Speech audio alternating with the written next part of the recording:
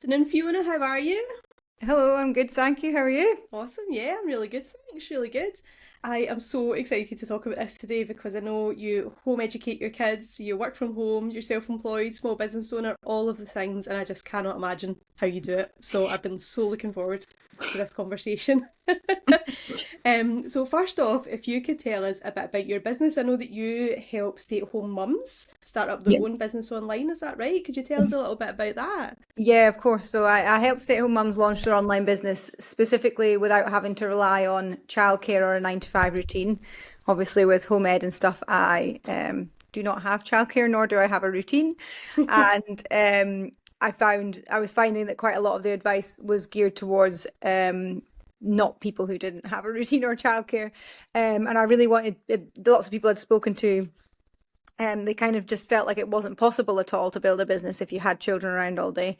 And I want to help people see that it is and that you can change your life. You don't have to be stuck in sort of stay-at-home mum trapped land Wow. forever if you've Yeah, got bigger okay, yep. dreams. And as a mother of young twins myself, I've got 4-year-old twins, Wow. and it is difficult when they're around. So, like I say, I've been really looking forward to hearing how you do it and what your advice is on how to do it. So, how did your business start then? So, well, when my daughter was about 9 months old, that's when we decided that we wanted to home educate. And obviously from there I knew I wouldn't be able to go back to a traditional job role, a 9 to 5, out of the house type situation. So at that point I just started looking for sort of work from home jobs, like trawling Indeed and stuff, and looking for remote working. But all the remote working that I found was very much like you still had to do a shift which required undisturbed amounts of time, which obviously I don't have very much of. Mm-hmm. And So I slowly came round to the idea of doing something for myself, starting my own business and stuff. And I tried all sorts of different things. I got a sewing machine. I learned how to sew. I was Wow. sold baby clothes for a bit. I sold memory bears for a while.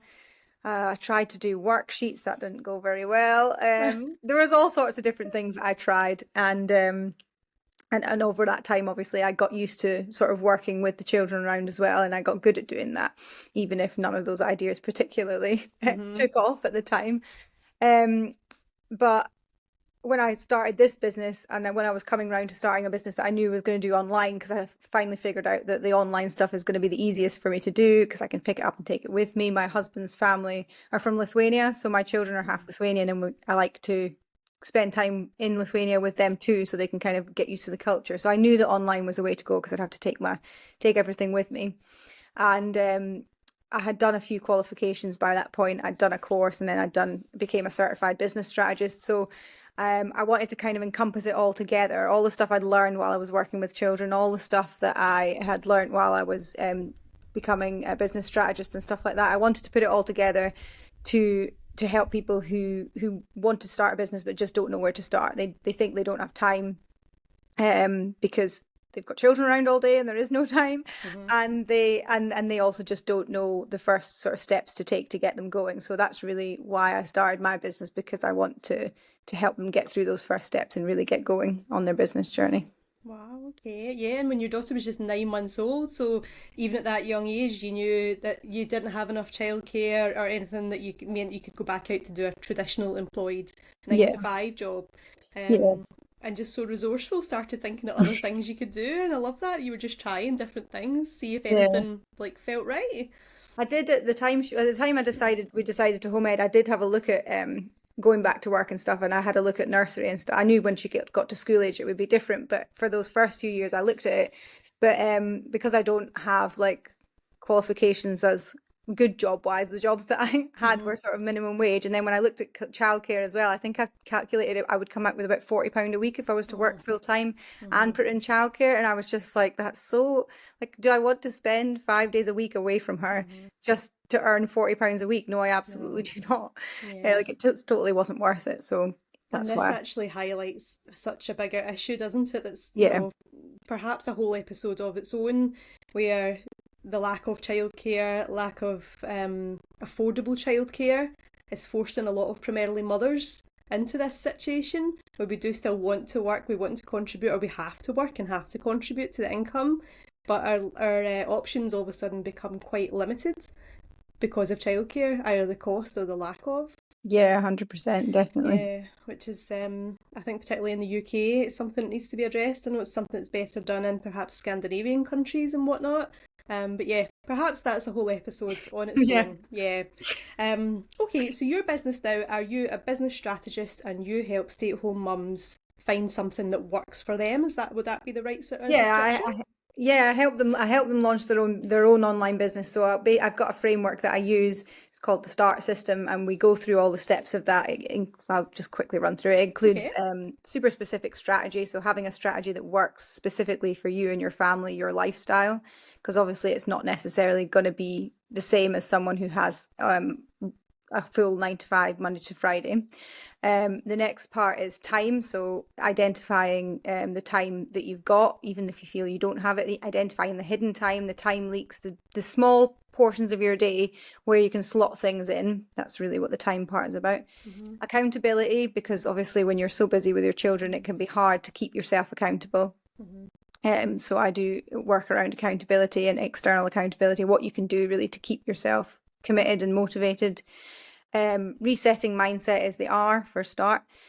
And that's just all about the sort of all those negative limiting beliefs that you've got rolling around your head that you might not even notice are stopping you from moving forward, but they're there and they're twittering away in the background.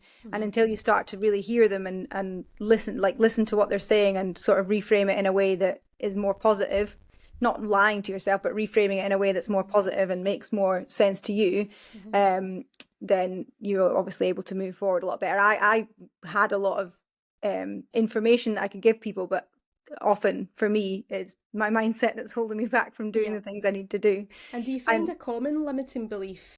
I know that I've heard from a few small business owners, it's usually around like work doesn't get to be this easy. Like work is going out to work and working hard and being exhausted. yeah, Like working at home around your kids and earning good money is a sort of fantasy. yeah, Do you hear yeah, that a no, lot? I definitely agree with that. Like, because we're expecting, like, you're used to doing 9 to 5 job, you're used to doing long hours to get the money that you're getting, and it's kind of hard to change your mindset to think that actually I can do small amounts throughout the day, and they might add up to, let's say, 2 to 3 hours by the time you're finished your day, maybe a bit longer, maybe a bit less, depending on how your day is going. But it's hard to equate that amount of time to an income that's possibly even better than any income you've had in an employed role. Mm-hmm. So yeah, I think even for me, actually, it's sometimes I think I'm not working hard enough, Mm-hmm. even though I'm doing something all day Yes. long, but because it feels like I'm doing maybe more towards the children rather than towards work, it's like a constant balance of guilt between the two of them. And so yeah, I think that a lot of work for a lot of people needs to be done around that to sort of raise awareness that it doesn't have to be like super, I mean, it is hard work, but it doesn't have to be like impossible work. Yeah. Yeah. So that was the R part, the Yeah, reframing yeah. And then mindset. T is take action. So Yeah. you can have all of those four things as much as you want. You can have done it Mm-hmm. all, but if you're not actually going to do the thing ain't going to happen. No.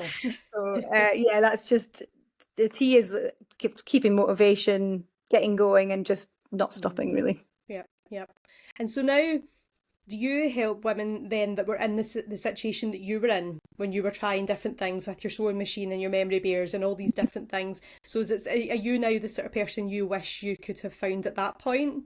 Yeah, definitely. So like when I felt when I had my children and I was thinking about doing all those things, and in between all my different ideas and my different tries, I would get into this slump of like, just like, is this really all life is? Like, am I just going to be looking after children for the rest of my days? And like, Mm-hmm. there's nothing for me. I'm just like, I felt like I'd lost who I was Yeah. and lost my identity and stuff like that, because I wasn't getting anywhere with the ideas I was having. I wasn't, and I was just kind of living a groundhog day of Mm-hmm. stuckness. Yeah. And that's yeah, that's the sort of part that I wish I had been there for me in Mm-hmm. that position, to be like, come on, you can do it. Like this can be done. I'll show you how to do it. I'll give you the steps you need to do. Like, and it's possible. Like, you can Mm-hmm. change your life. Wow. You don't, and it doesn't have to be like, I think often people think that they think of changing their life and they think of this massive step because they think Mm-hmm. of the final product of what they want their life to look like, let's say. And that's really important because it keeps you motivated. Mhm. But what they forget in the middle is that you, all the way between where you are now and where you're going to be when you've got that final product of the life that you're wanting, there's all these tiny little changes you can make in between, teeny weeny ones, just small ones. So like I wanted to, my final product life, let's say, is that I want to be able to travel whenever we want. Like I just want to be able to think, right, I want to go off somewhere, book it, and then we go. And for ages I was like, that seems so far away from me. And then I was like, but what if I just like, because we've got family in Lithuania, I was like, well, what if I just book the cheap tickets in like January? That I did that this year. This was the first kind of moment that I thought about doing that. I was like, if I buy the cheap tickets now, that we go for a week, we've done a bit of travel. I'm not got itchy feet anymore for the next few weeks at least. And then as the weather got warmer, I actually bought a tent, and we've just come back from Blair Drummond Safari Park. We went up there for a couple of nights in the tent. So it's like these are things that don't necessarily, they're not the big magical trips I'm imagining for later down the line a bit, but they're things that I can change right now, right here and now, that are still moving me closer to the life that I want to have at the end. So I do really think it's important that people see that there's tiny changes that they can make towards what they're looking for. It doesn't have to be a big leap from where they are now to where they want to be. Small changes that make the big difference, isn't it? Because that's the stuff that you see and you feel the difference of in the day to day, here and now, isn't it? Yeah. Constantly waiting, being in this waiting holding pen for the big whatever, the big Yeah. trip, the big income, whatever it might be. So yeah, that's a really good point to make. Yeah, Um, definitely. how many kids do you have now? Is it one daughter still, or I've got get two children. added I've got any more? a 6-year-old and a 3-year-old. We'll see if any more come along, I guess. Some people And might think I'm so, crazy. well, this is it. They'll be surprised, maybe. Um, and so when clients are coming to you, do they have to have a business idea in mind, or can you help them figure that out if they're just in that position that you mentioned there where they feel a bit lost, which again is very common in the early years of motherhood. You become a mother, don't you, and you really lose your former identity. And you're Yeah. really trying to figure out who you are as well as being a mother. So can they come to you and just say, I'm in this position, I want to work.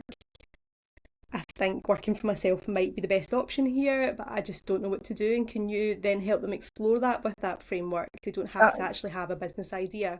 yeah, 100%. Part of the strategy part of it is to have it thinking of your idea. If they come with an idea, that's great. But if they come, a lot of people, like when I was at that stage, I had no idea what I wanted to do. I had lots of different ideas in my head, but none of them, I could never pin one down, or I couldn't like pigeonhole it, narrow it down enough for it to be like a specific idea, if that makes sense. Yeah. So we do a lot of work around narrowing down your ideas, finding that one idea which is you solving that one problem for that one person.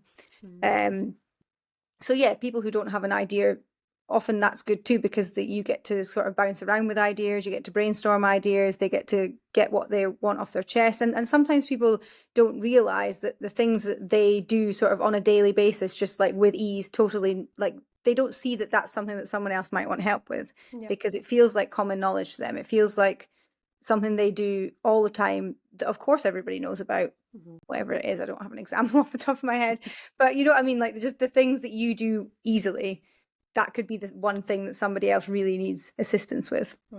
Yeah, absolutely. Because a lot of the time we presume everyone's doing the same thing and knows these same things, but it's not the case at all.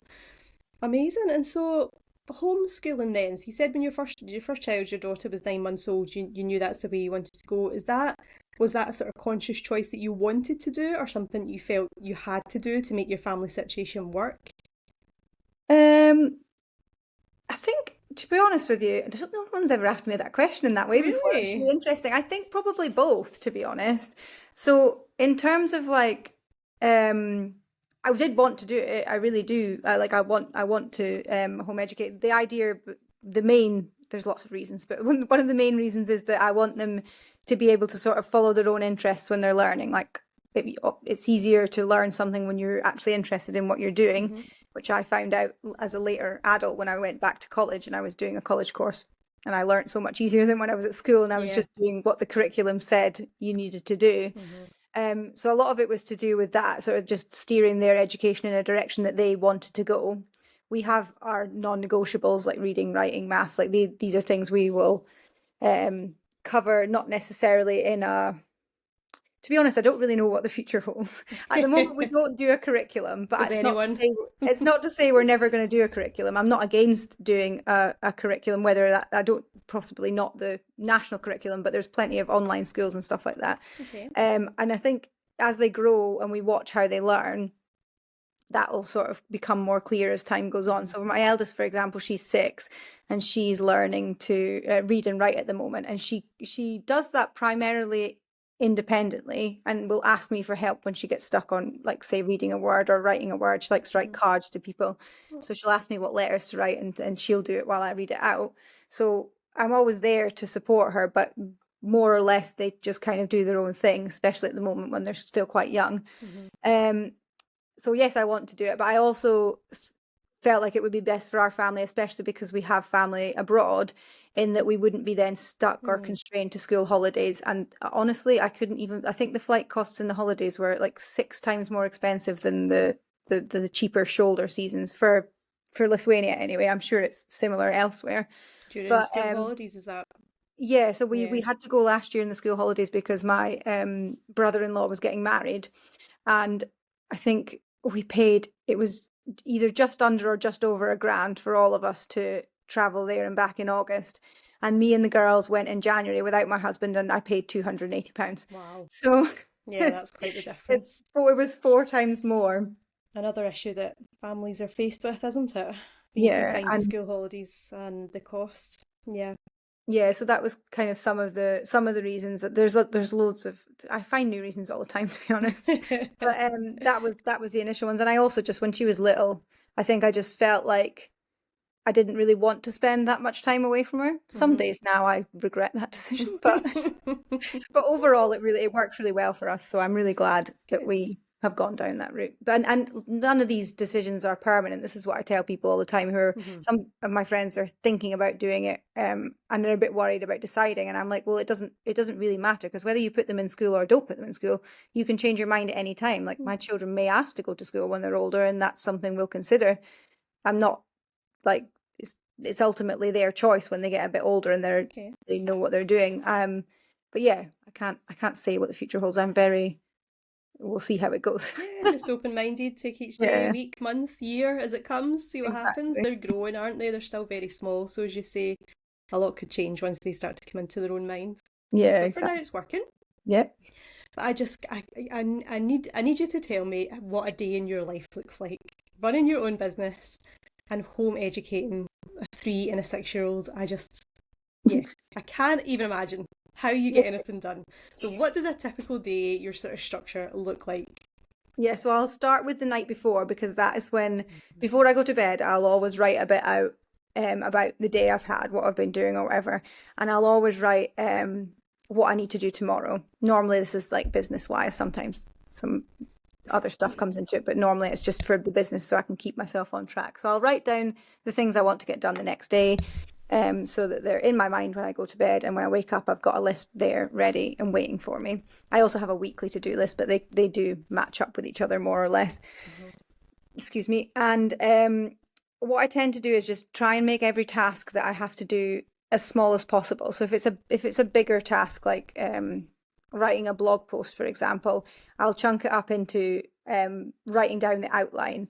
Then I'll chunk it into just doing the introduction, doing part 1, part 2. So every paragraph, say, will be a separate task rather than just write a blog post. And then during the day, first of all, my to-do list is split in half. So half of my to-do list is tasks that take less than 10 minutes, and half of my to-do list is tasks that take more than 10 minutes. Like that. And what that means during the day is that when they are busy playing or occupied or outside or whatever they're doing, that they don't need me in that immediate moment, I can go to the to-do list and take something from the under 10 minutes side, and I can 9 times out of 10 get that done while they're busy. So that crosses off quite a lot of things off the list. That must be quite good for your momentum as well, to get a few of those tasks off. Yeah, I love a tick. System. Yeah, same. Sometimes I write tasks I've already done down, so I can tick them off. It's got to be a pen to paper tick for me as well. Don't know about you, but electronics just not get the same feel. No, everything. To be honest, I find that everything I do, although it might take ever so slightly longer, it Hmm. provides better results for me if I do everything pen to paper. And I'm like writing out like posts for social media and Yeah. everything. I just find it flows more easily when I've got pen to Same, paper. absolutely same. And I have briefly touched on that before with a previous podcast guest, and she did look into it, but there is some sort of science behind it about the Oh, whole is there? Oh, brain that's cool. flow. Yeah, and every time I talk about it, I think I have to go and look that up, and I forget, but I'm going to I write it down. remember this time. Yeah, no, it does. It probably does take slightly longer than using an actual like automated system, but if I use an automated system, I still don't get as much done because it doesn't come out. But Hmm. anyway, that's a different part. Yeah. Another thing I do if I'm struggling if they're being particularly clingy or they want to be near me or I just can't get any work done because they're there, then sometimes I'll employ the sand timer. So we've got quite a lot of sand timers, and we've got one that's about 10 minutes. I'm trying to get them up to the 15-minute one, but they're not really budging on that yet.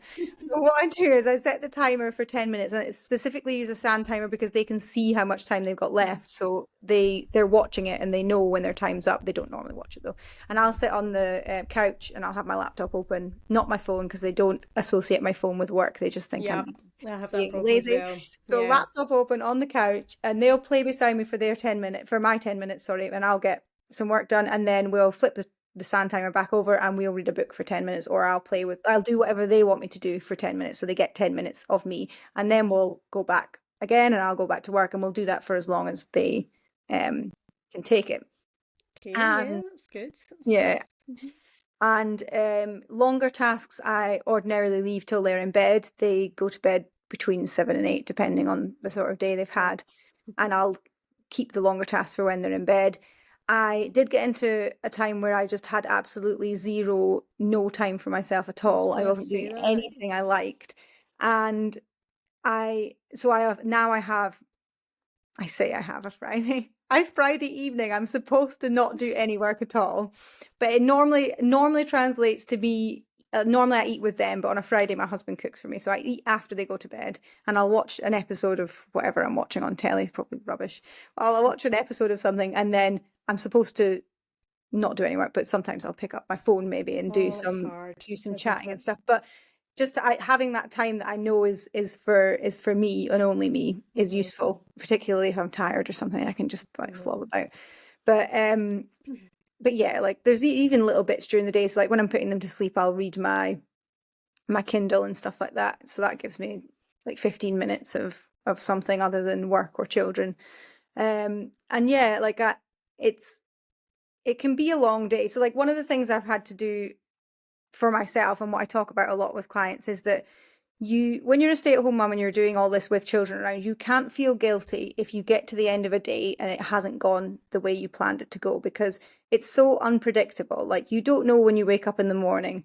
Sometimes I wake up in the morning and I think, yes, today's going to be a really good day. They're in such a good mood. And then an hour Mm. later, all hell breaks loose and it's Yes, I'm chaos familiar. and everyone's screaming and everyone's fighting. And I'm like, oh my God, this is nothing like what I thought it was going to be like. Yeah. It So can really change in the blink of an eye with young kids, especially, can't it? yeah, 100%. So just like it's just about making sure that the plans you've got are adaptable. The Hmm. tasks you've got to do are as small as they possibly can be, just so you can Yeah. slot them in wherever you get them. And I used to actually time how much time I got done during the Hmm. day, and then that just made me feel bad because some days I would get loads done and I'd feel great, and the next day I'd get nothing done because it's so obviously interchangeable. Yeah. Yep. So working a lot on the guilt and not feeling Mm. like you're taking one away from the other or vice Mm. versa. Yeah. And the That's mum guilt is such a thing, isn't it? Like, I remember hearing my sister talk about this before I had kids. Her kids are quite a bit older than me. And when she was telling me, I was like, don't be ridiculous. So you don't have to feel guilty for that. But it's just a thing. It's just a thing that's in you when you become a mother, isn't it? uh-huh. And I know, so sometimes, so my kids are in nursery during the day.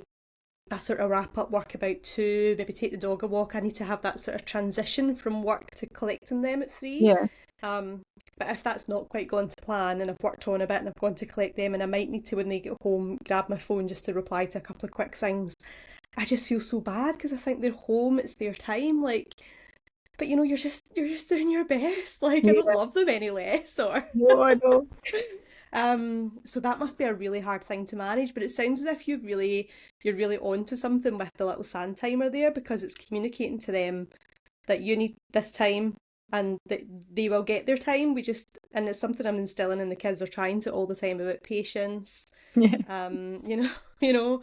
So that's a really good thing that, even though they're young, you're communicating your needs to them and letting them know that their needs will also be met, but we just have to sort of work together here.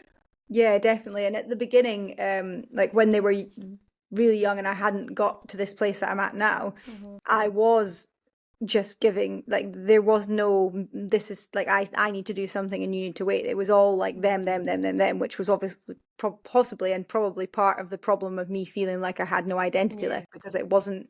But you're right, there is absolutely nothing wrong with needing, wanting, deserving time for yourself. And by time for yourself, I don't even mean in the traditional sense of you are on your own. Like sometimes for us, like time for me, like to recharge, can be us all going out for a walk Hmm. outside, or all going, like when we go to the beach for a day, that's such a good day for me, because Yeah. literally they don't fight, they play all day long, as long as it's nice and they don't get too cold, Mm-hmm. and I can just sit and like watch them, and that's so nice for me. And the beach that Mm-hmm. we got nearby us doesn't actually have any phone signal, so there's nothing I can do anyway, even if I Yeah. wanted to.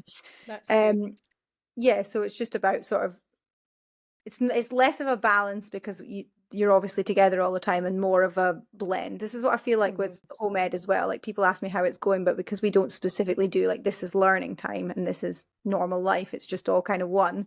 Mm-hmm. That kind of means the business has to just be blended into in some way. Yeah. So Mm-hmm. it's all just one big globby mess. But it works for you. It works for you. Absolutely. And it sounds as if it's all about short, focused tasks, short, focused bursts of time Yeah. when you can, and the sort of boundaries round about that. Hmm. Um, yeah, and so it sounds as if, there's some tools you've mentioned there. You're a pen to paper girl like me. You've got your sand timers all over the house. But is there any other sort of tools or systems that you rely on here to make this work? Yeah, I think one very important one that I'll talk about is dealing with overwhelm, because obviously when you're doing all these things all the time, overwhelm crops up rather a lot. Mhm. And I And think because there's often, such sorry, limited time for you by the sounds of it. So I meant to touch on that. Is I hope you're not just having a Friday night to yourself. Like I hope you're not working all no, day, got home ed and the no, kids, and working all night until a Friday night. no. So I mean, I am with the kids all day. That's non-negotiable. I don't, well, Hmm. right now, actually, I'm at my mum's, so this is quite good. Like my mum lives in the same village as me, and she's very much like, I'm not going to raise your kids for you. But if Hmm. I'm like, okay, I've got an afternoon of calls to do, Yeah. please, can I come over? She'll watch them and stuff. Hmm. And yeah, limited time. So For yes, I have limited yourself. time, and Yeah. for myself. So we do a lot of stuff. So like we go to a play group on a Wednesday Okay. morning, and all my friends go to that. So we Okay. spend That's we good. spend loads of time with our friends, actually, because first of all, because they just get bored staying in the house all the time. And Hmm. second of all, because when you don't do like a school run or a nursery run, you don't really, if you're not careful and you don't make sure that you see people, you can end up really not seeing anybody for a Yeah. very long time. Hmm. So we've got a good group of friends. We built up a good group. I also run the local breastfeeding support group, so we go there every Friday morning, and people come. The kids have toys to play with and stuff like that. So I'm definitely not working. I mean, sometimes it feels like I'm working all day, but I'm not, because the small tasks that I'm doing, like I said, probably at the end of the day add up to between 2 to 3 hours a day that I'm Yeah. actually focusing on work. But because the tasks I'm doing are so intentional and so geared towards moving the business forward, that's how it works. Like I don't have a logo, for example, because I don't have time to sit down and make a logo, Hmm. but the logo itself isn't going to make a whole lot of difference. Like No. that might come later, and that's Hmm. fine. I only have one headshot, which we took at the park beside beside a bench, because it had a pretty wooden background. That's the Just only use it for professional everything. shot, yeah, I have got. So because I haven't been able to have a chance to do Yeah. any Yeah. specific things. But So you're focusing on the things that matter in the time that you've got, which is really yeah, sensible. Yep. yeah. Yep. So yeah, overwhelm. Yeah, overwhelm must Overwhelmed, come. It yeah. must factor in somewhere here. It does, especially when I'm like, if I'm doing kind of sort of making a step up in business, overwhelm is like there right on my shoulder being like, you can't do this, stop right now. So when I feel so overwhelmed that I have stopped and I'm not doing anything at all, which it doesn't happen very often, but it does happen regularly enough for me to need assistance with it, what I normally do is I'll take a full day where I don't do anything at all, no tasks at all. But what I do is every single task that comes into my head that I need to do, I write down on a piece of paper. So everything that comes into my head, whether it's life tasks or business tasks, they all It's go like down on a bit of paper. brain dump onto pen Yeah, to paper again, yeah. from the head to the paper. Through that day. And then once I've done that, the next day, I'll use one of 4 separate strategies to sort of kickstart myself again and get started. So the first one is I will pick out the 3 most priority tasks on the list and start from number 1 and start that way. The second way I will kickstart myself is by doing the easiest task first, because that one can just be a good like kickstart one, get your momentum and get going on your list to move through it. The third one is this is the one I try to do most of the time, but it doesn't always happen, is to do the one I'm dreading the most. Because once I've done the one I'm dreading the most, honestly, the rest of them are so easy because I don't have that one. And normally the overwhelm, if I'm honest, normally the overwhelm only comes from that one task. It's from the one thing I'm procrastinating, the one thing I need to do before I do anything else. So doing that one first is always the most effective way to get me started again. But it's not always the one I take because sometimes I'm a bit of a wuss and I'll go for You're not an easier alone. option. and it'll sit there and it ticks over on your to-do list daily, maybe even into the following week. And then you actually do it and it was fine. And it didn't even take that long. Never as bad as you think it's going to be. And then the fourth way is specifically for longer tasks, and that is to do the 10-minute rule. So set a timer for 10 minutes, do the task for 10 minutes, and you'll find at the end of that 10 minutes that you either have built up your momentum and you can keep going, no problem, or you'll find you don't want to do any more at all, which is fine. You can stop, but you've already done 10 minutes of it and you can come back later again and do another 10 minutes until you build up again. So that's the way I deal with overwhelm most of the time. It works really well, and it's a good way to sort of get yourself back up and running when you feel like you have stopped. And I love this, like the sort of tools and strategies that you're mentioning here. You know, it's things that you've found that work for you. Like that's just a structure. You recognize you're feeling overwhelmed, so you take a day out, you do the whole brain dump, and then you've got ways to tackle that then from the next day forward. Like we're not talking fancy systems here. You've not mentioned Asana or Notion or spreadsheets or anything like that. Which is amazing. And is this all just through trial and error? Just, you know, is it just you just recognising how you feel and what works for you and your family? It is. It's through trial and error, and also through like if I hear a bit of advice on a podcast or just from someone online or something, it ties in well with what I'm doing, and I feel like it would be useful for me, I'll like add it into my arsenal of things. But yeah, most of it is trial and error. The to-do list was me. The to-do list, the split to-do list came from me being like, I don't know what I can actually do during the day. And then once I was looking for time slots, I realized the time slots were 10 minutes or less, like they were small.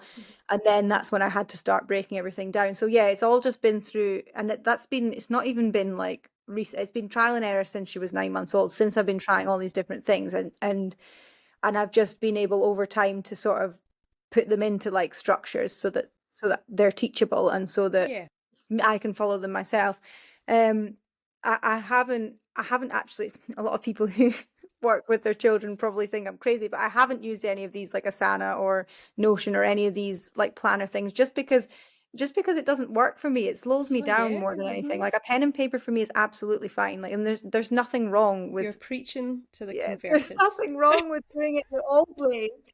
Like it works perfectly well, and it's fine for me. It's good. I know, and I hear things like on Instagram, whatever, like get rid of your post-it notes. This is the way to go. Just have it all on your computer. So right now, I am looking at 5, 6, 8 post-it notes, a sheet of paper, and a planner. They're all paper-based.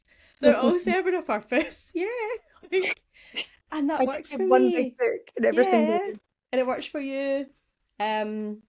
And that's ultimately what it's about, is finding what works for you, isn't it? Well, Absolutely. exactly. So it's so And nice to hear that. It's so refreshing, because often I feel like I'm the only one who's not using all these fancy systems. oh I mean, I've no, got a couple of spreadsheets in the go, Google Docs and whatnot, automate email marketing. So I do rely on yeah, technology for some things, but ultimately, most of my stuff's done on paper, and I like it. yeah. Yeah, absolutely. The automations for things like yeah, for like email marketing and stuff like that, they are like amazing. So Yeah. good. It's just that, but the planning side of things definitely needs to come from my brain through a Hmm. pen or And are pencil these all onto paper. sort of systems then that you can teach as part of your business to help stay-at-home mums find Yeah, something? so I use Funnel Sketchers, which is my CRM system, and it's a white label of Go High Level. So there's multiple different people who use the same system through their companies. So provided they're using that one, I can help them with it. Great. But if they're using another one, I can probably I'm quite good with tech. I've always like been quite quick to pick it up. Mm-hmm. So tech is definitely something I can support people with, and it's almost always, not almost all, yes, almost always actually something that's holding people back because people are scared of Mm, it. They don't like it. They don't yeah. understand it, and they don't know what to do. And if I can just support them through, because that often is the one thing that's stopping them going anywhere, because Yeah. they're like, can't do it, can't do it, can't do it. Tech's too hard. Yeah. So yeah, I'm Yeah, definitely I've been there a help few times with myself. that. Recently, actually setting up various email automations for various sign up options. Mhm. Just like, oh my gosh, I thought my head was going to explode. Like, oh, I got it done, and I felt like I was like, Bill Gates, like, move over. I know what I'm doing now. Like, it's over for you. I was so proud of myself. Yeah, you should be. At the same time, I'm not keen to revisit it Yeah. anytime soon. Well, that's the good thing about it though. Once you've set it up once, that's it done. Like you don't True. have to go back to that. Yeah, That'll last forever. that's true. Yeah, better. I'm not changing any of the word in it ever. So, we've got a stay-at-home mum listening who's been in the position that you mentioned at the start. I know I felt like that a bit myself as well when the kids were born.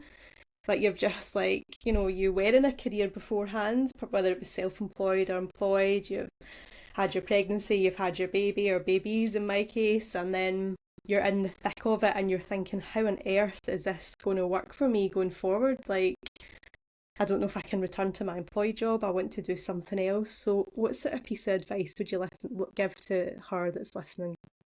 I would I would tell them that I would tell you if you're listening that no matter what it is that you first of all think about the life you really want to live, like what's going to bring you joy, what's going to be your ideal situation, and then knowing that you can't go back to a traditional role, consider doing something from the skills that you've already got, because most people, everybody actually, not most people, every single person out there has something that they can teach to Mm-hmm. somebody else. Every single person out there has a way that they can support other people to do the things they want to do. Mm-hmm. And the life that you want and the life that you're dreaming of and the life you're thinking of is like you're deserving of that. Like you are, absolutely are. Everybody is. And there is a way to get there. There's a way to get there that fits your lifestyle, that fits your family, that fits the way you want to do things. It's not black and white, all or nothing type of situation. It's not that only a certain type of person can get there, or only people who have this much determination can get there. Like everybody can get there. It's just about finding the things that are holding you back, finding the things that you really want to work towards, and then finding the ways to get there. And there is always a way. There is always a path. It's never not an option. Yeah. That's what I would say. And not letting childcare be that barrier either, If you're thinking, Yeah, I don't have a big family, or I've got my family still work, my parents still work, like, you know, so what's going to happen with the kids, before, if they do decide to go down traditional nursery and school, or maybe thinking about home education, but how will that work if the kids are here? Then, yeah, it doesn't have to be a barrier. yeah, definitely not. Children do not have to be a barrier to your success. Childcare does not have to be a barrier to your success. To your success. Yeah. There's always a way there's always a way to make it work. Like, Mm-hmm.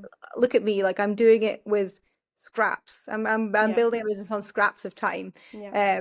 and evenings, Yeah. and And it's do you know what it's I did working. when I set this business up as well? The kids were still young, they weren't at nursery or anything. Mhm. And I remember how nap time was just so precious when they still napped in the afternoon.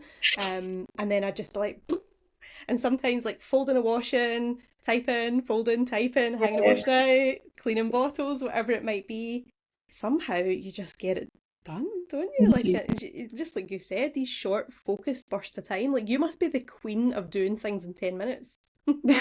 Probably am, yeah.